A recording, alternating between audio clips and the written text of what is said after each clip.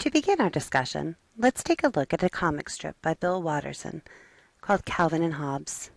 This wonderful strip featured an imaginative, somewhat sarcastic, even snarky, young boy named Calvin, and his adventures with his best friend, his imaginary best friend, his stuffed tiger Hobbes.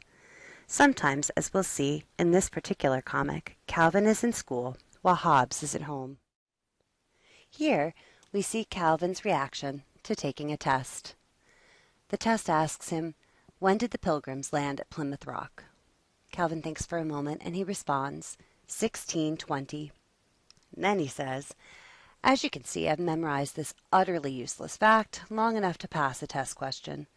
I now intend to forget it forever. You've taught me nothing except how to cynically manipulate the system.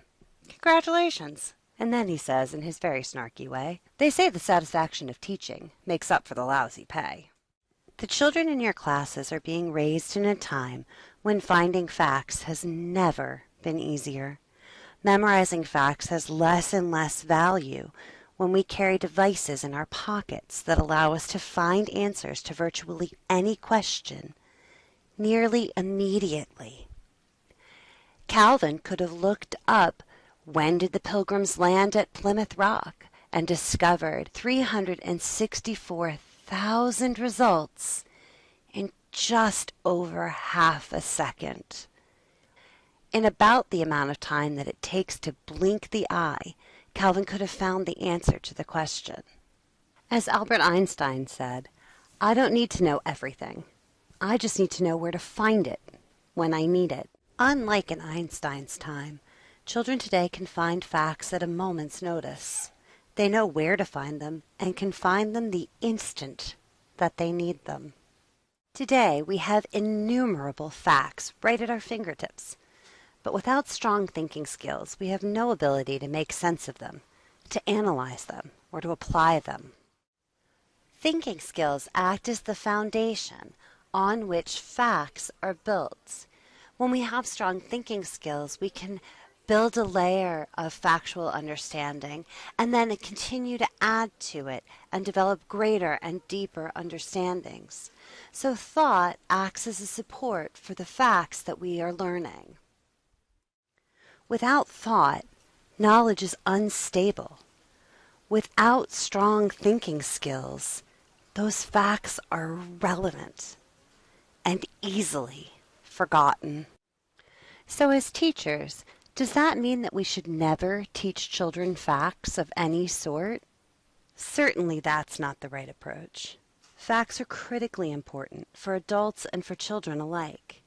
Indeed, the strongest thinkers use evidence or facts to develop their thoughts, to inform and to support their thinking. If you went to your doctor with a pain in your stomach, you would not want that doctor to wildly guess that you had an eye infection. If the doctor said, "Here, take this medicine for the infection in your eye," "I don't know what's in it, and it might make you really sick, and I have no idea if it'll treat your stomach symptoms," you would not take that medicine. Certainly you would want your doctor to be knowledgeable about the conditions that cause your stomach ache and to have facts about the medications that treat it. Because without evidence, without facts, your doctor's thinking would be unsupported and flawed. To think clearly and strongly, adults and children alike need knowledge. We need to have information in order to make reasonable, thoughtful decisions. So as teachers, does that mean our responsibility is to get children to memorize as many facts as possible? Certainly that is not the solution either. Instead, as with most things in life, there is a balance to achieve. A balance between emphasizing thinking and emphasizing having children learn facts so that they can prove to their families or prove to you or that you can prove to your administration or the other stakeholders that the children have learned something. Instead, our goal as teachers should be to emphasize children's thinking, because if children are strong thinkers, they will learn anything. If we only teach children facts, they will only know those facts.